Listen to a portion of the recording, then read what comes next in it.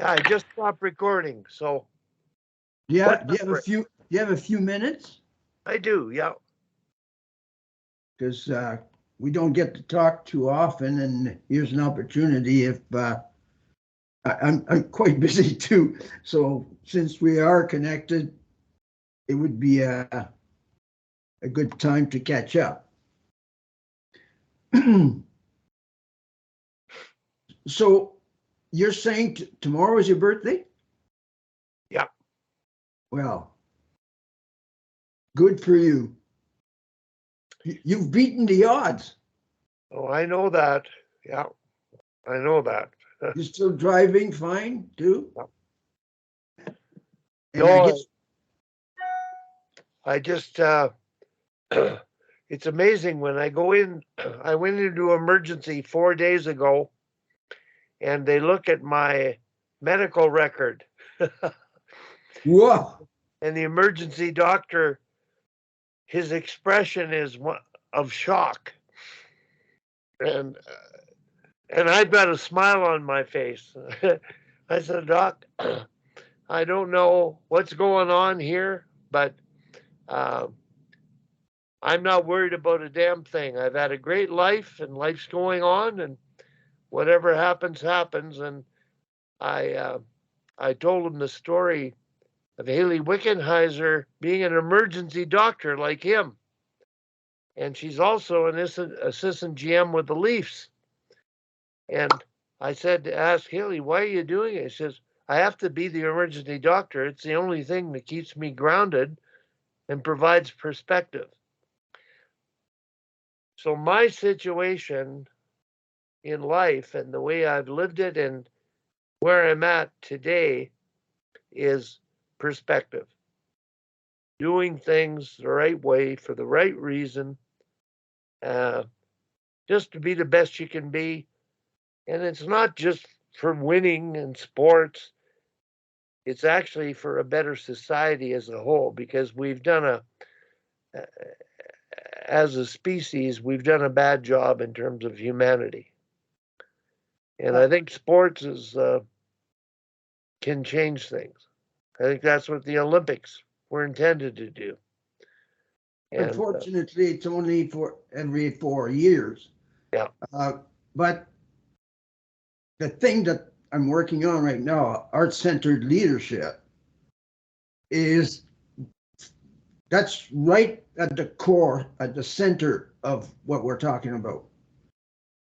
And of course, like we've talked about this stuff before, you have to pay the bills. And I'm working with two clients. We're building this company.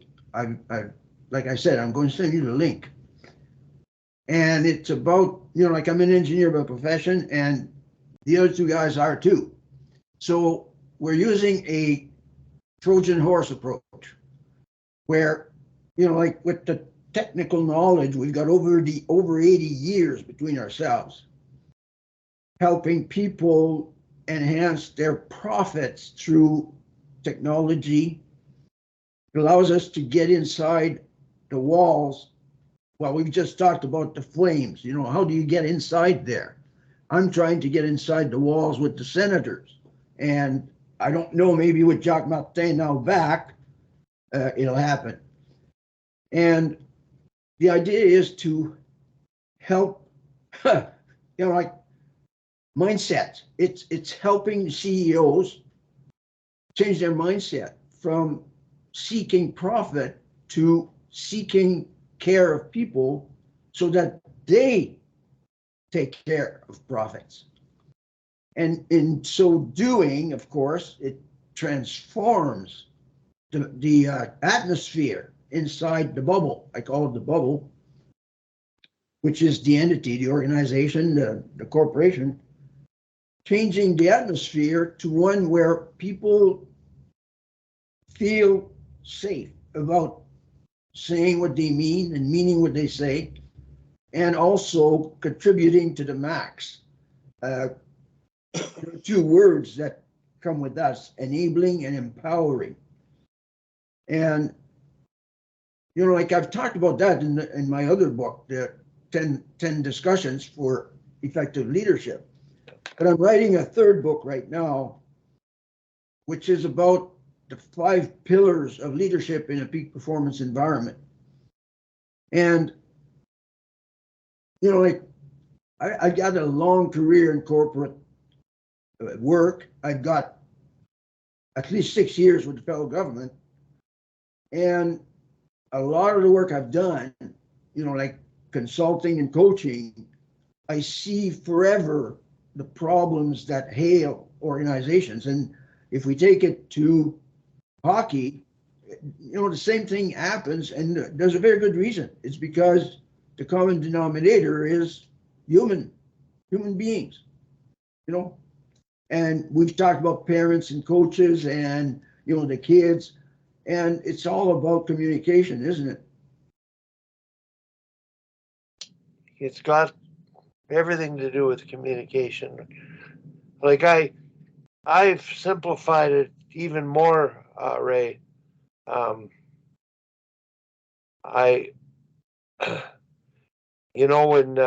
Saul talked about love, and he talked the story about the lady that at the Christian hockey school told him to pray for the coach.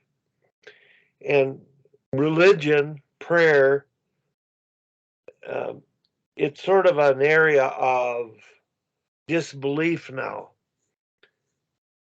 And in terms of, using the word God and saying a prayer, that's what people do that changes their mindset and their feeling towards themselves and others. And it's a good thing. The unfortunate thing is, yeah, go ahead. The simplest, I for those that don't believe in God, and I'm not sure, I just say the word good is God. And the good of the game, when I use that expression to the point of overusing it, I refer to it so often, and I'm sure listeners roll their eyes. Oh, there he goes again. And I'm just saying, let's look at what we're doing that's good. What are we good at? What are you good at? What are we doing right? And that becomes the sort of the lamp for us to create, to follow, to see the big picture. Because life's too short, and you want to leave the world a better place, and you want to influence people for the better. Well, you know the book, The 7 Habits of Highly Effective People, right? And Stephen Covey talks about the 4 things that humans seek.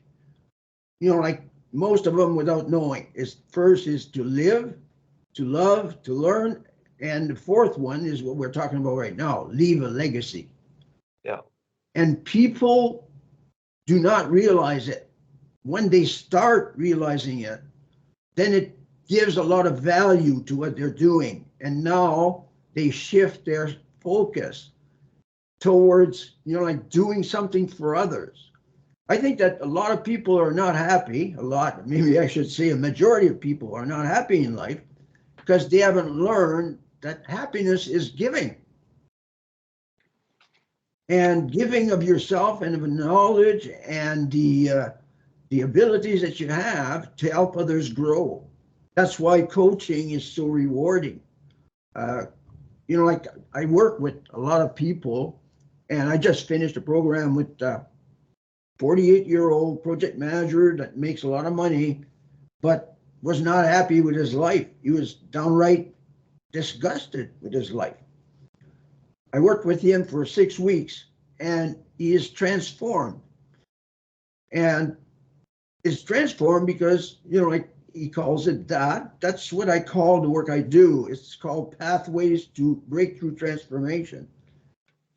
And maybe I'll send you the summary for that. The Pathways to Breakthrough Transformation. Yeah. And it starts with knowing where the hell you're going, huh? You know, like a lot of people are kind of spinning their wheels. They're on the road to nowhere. Like Dennis Waitley says, if you don't know where you're going, you're on the road to nowhere. Yeah. And one of the things that's very important, I think, you know, like, and you do it, I'm sure, Wally, is when you talk to coaches, is why do you do it? Why do you do it? Because when they start kind of going inside and understanding why they're doing it, it transforms how they see it. It transforms how they do it. It transforms how they deal with the players. Yeah. It transforms their perception. And now they start focusing on the positive because that's the only way you move up or forward. Ray, the Simon Sinek, Yes, know your why. yes. And Tom, are you still listening? Yeah. Why do you do what you still do? Oh, I enjoy doing it. It's, it's something I'm pretty good at. A lot of it's got to do with that Jim does it with me. Your son. I don't know if I'd do it if he wasn't coaching with me. Yeah. And yeah, even my last two practices, I had Emily run that one. Then I had Jim totally run. I just stood in the bench. He gives a different perspective of you can watch the players more carefully because you're not kind of running the show kind of a thing. Yeah. But yeah, I think it just gives some kind of a sense of accomplishing something. I don't know if I could just sit around all the time. I don't like doing that, Yeah. So who knows? I enjoy doing it though. And, like when you have groups like we had last year with the parents, we were still having parties in June last year, Yeah. and this year seems to be a pretty good group. Yeah. So. Well, you may not do it consciously, but I think you're doing it for the good of the game. And I think this is my feeling. What you're doing is so good for people. I actually related to the seminary influence that you had growing up before you went into teaching. You served. You're serving. Yeah, you're doing this stuff and you're good at it and you're feeling good about it and you're being acknowledged and appreciated by many people. But you've had ups and downs and you still come back to do it. Even though the adults, the parents don't understand, you're doing things the right way for the best interests of their kids in mind. Yeah, well, I think that's why I do this hockey site that I do. I think it went up to 15,600 followers today. Yeah. I just put stuff on there just to help them with their You're a servant. Yeah. running practices. Congratulations, Tom. You're making a difference. Yeah. Ah, well, thanks, Ray. And I don't know if you've seen my business card, Tom, but my logo underneath is partners in creating a better world. And that's what I'm about. Like whatever undertaking I work on, whether it's a 13-year-old skier that her dad asked me to coach her, or a professional athlete, my thought, and it kind of transpired in what we were doing. And I think, Wally, you brought it up, is it's not about the sport. It's about the person becoming all that he or she could be. Yeah. And in doing so, accomplishes and reaches and, develops self-satisfaction that really makes life pleasant and worth living. Oh, I agree. Like I had a really good experience on Saturday night. I took my assistant coach to the game with me and we're walking around the Saddle Dome And there's three guys walking the other way, towards us, and I just